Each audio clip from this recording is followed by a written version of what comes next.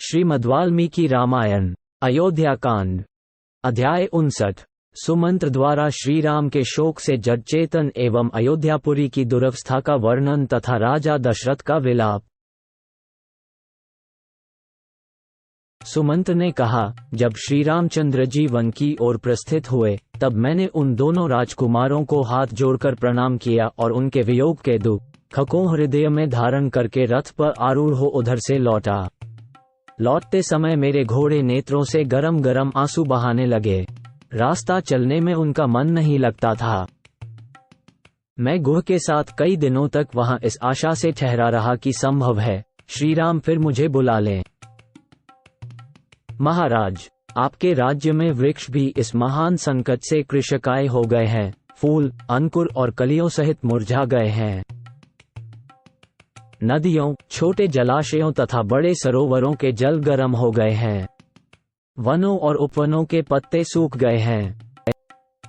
One के जीव जंतु आहार के लिए भी कहीं नहीं जाते हैं। अजगर आदि सर्प भी जहां के तहां पड़े हैं, आगे नहीं बढ़ते हैं। श्रीराम के शोक से पीड़ित हुआ वह सारा वन नीरव सा हो गया है। नदियों के जल मलिन हो गए हैं, उनमें फैले हुए कमलों के पत्ते गल गए हैं। सरोवरों के कमल भी सूख गए हैं, उनमें रहने वाले मत्स्य और पक्षी भी नष्ट प्राय हो गए हैं। जल में उत्पन्न होने वाले पुष्प तथा स्थल से पैदा होने वाले फूल भी बहुत थोड़ी सुगंध से युक्त होने के कारण अधिक शोभा नहीं पाते हैं तथा फल भी पूर्ववत नहीं दृष्टिगोचर होते हैं। नरश्रेष्ठ, अयोध्या के उद्यान भी सूने हो गए हैं, उनमें रहने वाले पक्षी भी कहीं छिप गए हैं। यहाँ के बगीचे भी मुझे पहले की भांति मनोहर नहीं दिखाई देते हैं। अयोध्या में प्रवेश करते समय मुझसे किसी ने प्रसन्न होकर बात नहीं की। श्रीराम को न देखकर लोग बारंबार लंबी सांसें खींचने लगे। देव, सड़क पर आए हुए सब लोग राजा का रथ श्रीराम के बिना ही यहाँ लौट आया है, ये देखकर दूर से ही आंसू बहाने लगे थे। अट्टालिकाओं, विमानों और प्रासादों पर बैठी हुई स्त्रियां वहां से रथ को सूना ही लौटा देखकर श्रीराम को न देखने के कारण व्यथित हो उठी और हाहाकार करने लगी। उनके कज्जल आदि से रहित बड़े बड़े नेत्र आंसुओं के वेग में डूबे हुए थे। वे स्त्रियां अत्यंत आर्त होकर अव्यक्त भाव से एक दूसरी की ओर देख रही थी। शत्रुओं, मित्रों तथा उदासीन, मध्यस्थ मनुष्यों को भी मैंने समान रूप से दुखी देखा है। किसी के शोक में मुझे कुछ अंतर नहीं दिखाई दिया है। महाराज, अयोध्या के मनुष्यों का हर्ष छिन गया है। वहां के घोड़े और हाथी भी बहुत दुखी हैं। सारी पुरी आर्तनाद से मलिन दिखाई देती है।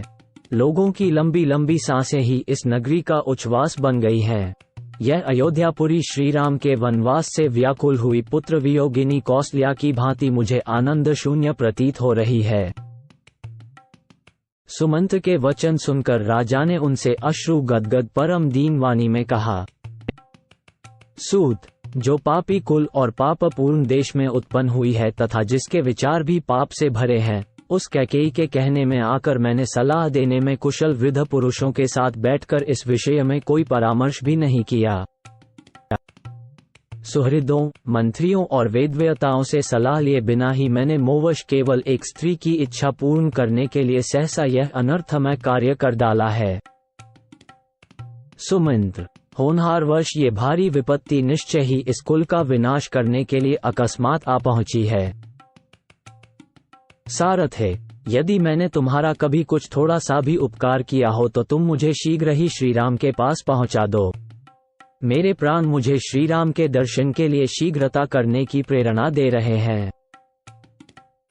यदि आज भी इस राज्य में मेरी ही आज्ञा चलती हो तो तुम मेरे ही आदेश से जाकर श्रीराम को वन से लौटा ले आओ, क्योंकि अब मैं उनके बिना 2 घड़ी भी जीवित नहीं रह सकूंगा। अथवा महाबाहु श्रीराम तो अब दूर चले गए होंगे, इसलिए मुझे ही रथ पर बिठाकर ले चलो और शीघ्र ही राम का दर्शन कराओ। कुंदकली के समान श्वेत दांतों वाले लक्ष्मण के बड़े भाई महाधनुर्धर श्रीराम कहाँ हैं?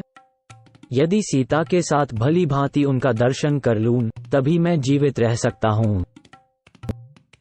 जिनके लाल नेत्र और बड़ी बड़ी भुजाएं हैं तथा जो मणियों के कुंडल धारण करते हैं, उन श्रीराम को यदि मैं नहीं देखूंगा तो अवश्य यमलोक को चला जाऊंगा। इससे बढ़कर दुख की बात और क्या होगी कि मैं इस मरणासन अवस्था में पहुंचकर भी इक्ष्वाकु कुलनंदन राघवेंद्र श्रीराम को यहाँ नहीं देख रहा हूँ।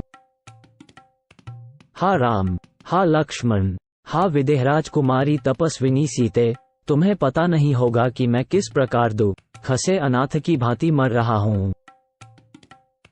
राजा उस दुख से अत्यंत अचेत हो रहे थे, अतः वे उस परम दुर्लिंग शोक समुद्र में निमग्न होकर बोले, देवी कौसल्ये, मैं श्रीराम के बिना जिस शोक समुद्र में डूबा हुआ हूँ, उसे जीते जी पार करना मेरे लिए अत्यंत कठिन है।